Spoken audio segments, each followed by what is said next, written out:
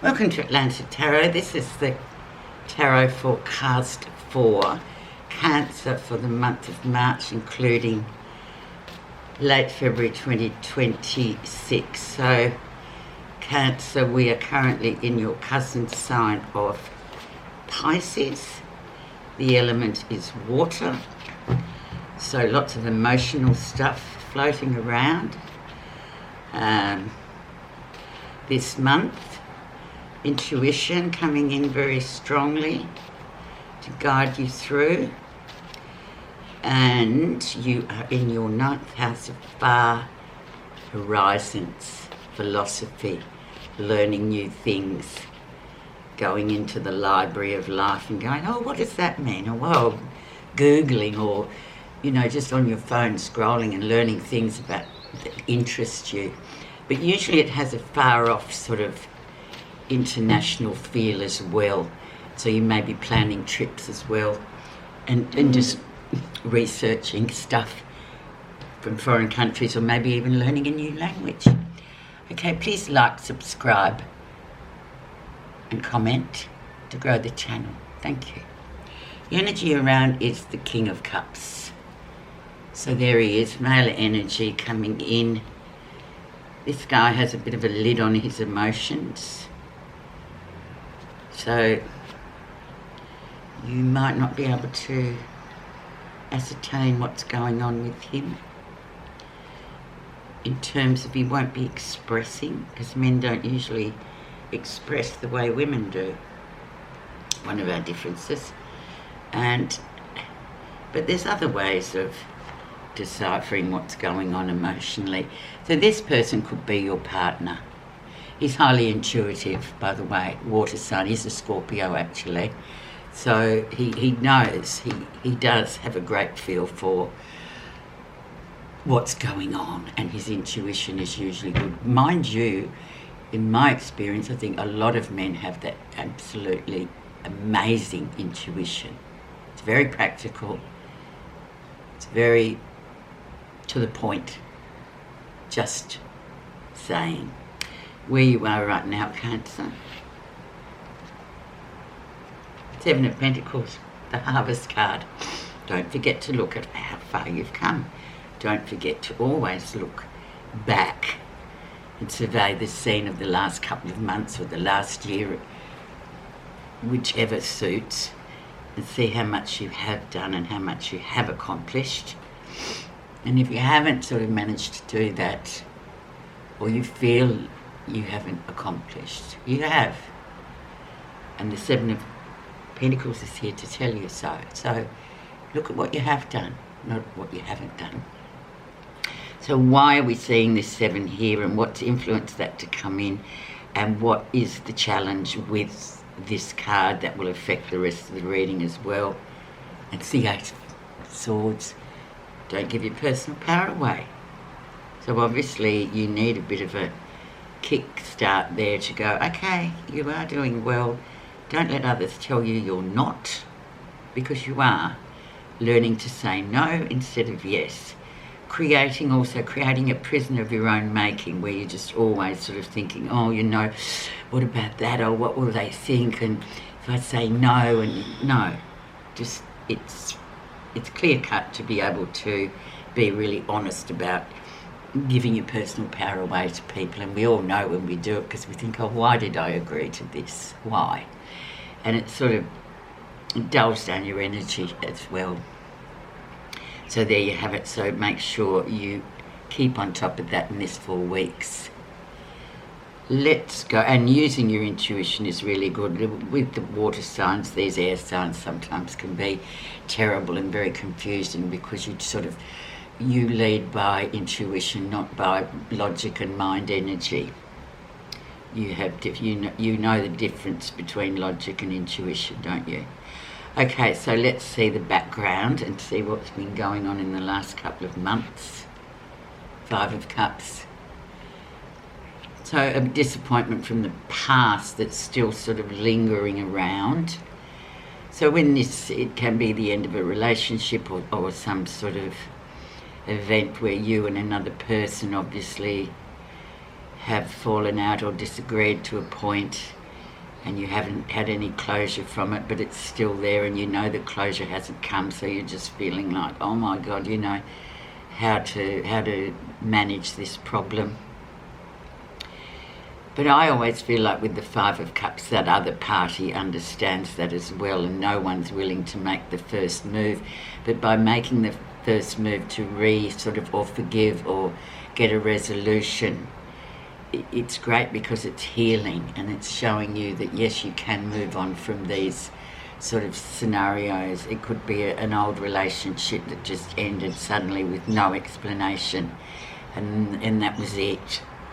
And that sort of maybe could be King of Cups energy as well, you know, just like, oh my God, what did I do something? That kind of thing. So it's sort of asking you to perhaps consider making the first move, or even just leaving it and healing from it and accepting that there will be no resolution, but the continuum from the other party might keep happening to that person, where they just sort of finish things, ghost people, and off they go with no resolution, no explanation. So that's around, but moreover, it's a healing card. So just go about your business, and yeah. And plus we've got the Eight of Swords there, which is sort of, you know, personal power taking. So you can see where that's coming from. Recent influences, and we have the World, so the end of a cycle. So that's pretty interesting in itself. So you can just move on from that now, quite happily, and look forward to the new cycle. But keeping in mind what these other cards are saying, like don't give your power away, and also looking back at what you have created in a very grounded sort of way, not an airy-fairy, you know, communication, confusion way. The lesson you're learning. Page of Wands, good news coming to you that you obviously may be waiting for. New beginnings in terms of action and moving forward on matters, especially with what we've got here. It's that time of the year to just move on and just know that, you know, you want forward moving energy, you want resolution, you want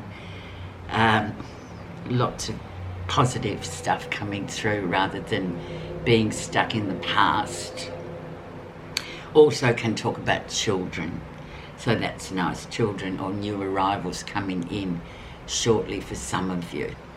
Near future,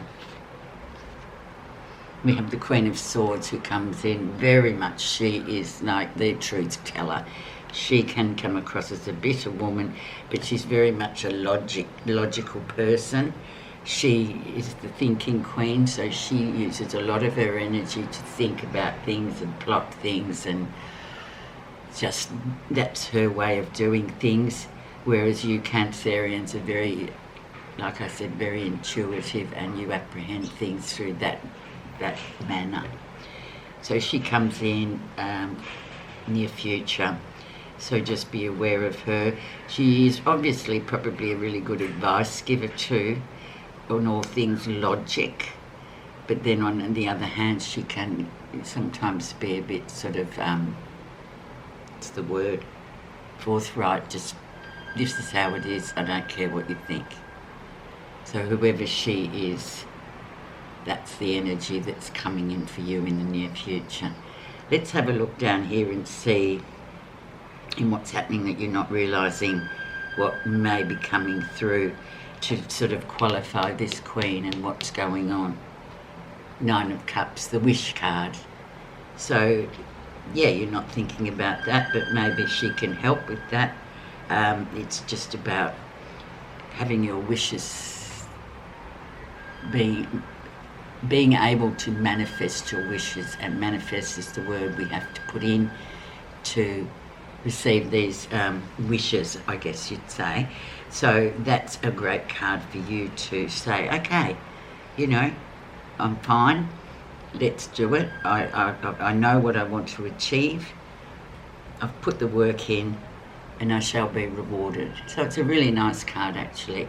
And in that case, I would say the Queen of Swords and her sort of logical mind could be helping you with realising that, because you do have the Eight of Swords that's kind of making you sort of second guess yourself a little bit on your abilities, how others see you. And the King of Swords. The King of Swords, so yeah, once again, logic, clarity coming through here, and that's how people are seeing you. So that's an interesting card to come up as well. And maybe you have sought these two, the Queen and King of Swords, usually are very good logistical people and experts in their field that can help. He could be a lawyer, he could be a doctor or of some kind, whatever it is that you need assistance with, and that has made you made clarity available to you to be able to do what it is you want to achieve, I suppose. I know it sounds a bit cronky, but that's the meaning of the King of Swords in this case. This is how people see you. Positive feelings, Six of Pentacles, so giving and taking an equal measure, very great balancing card, harmonious card, very grounded as well, obviously, with Pentacles. You've got the 7, now you've got the 6.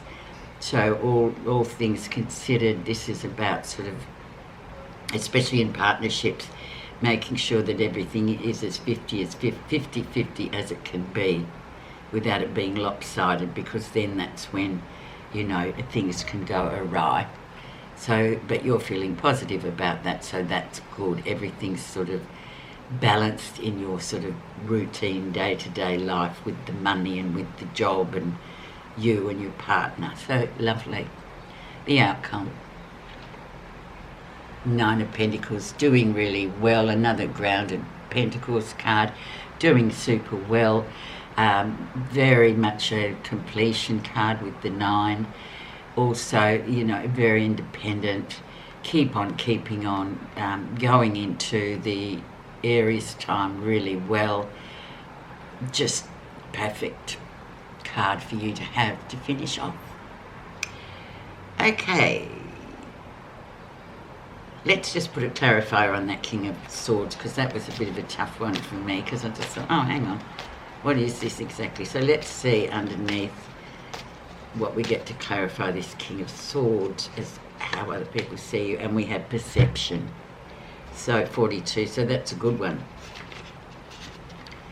This marker requires you to contemplate how you look at the world. Through what eyes do you see? Do you peer through those of prejudice or judgment? Are you viewing your present circumstances by projecting your past? This is a time to slow down, to observe from all angles. This calls for objectivity and a willingness to examine your life and others through a neutral pair of eyes. Perfect. Thanks so much for listening, Cancer. Have a great month.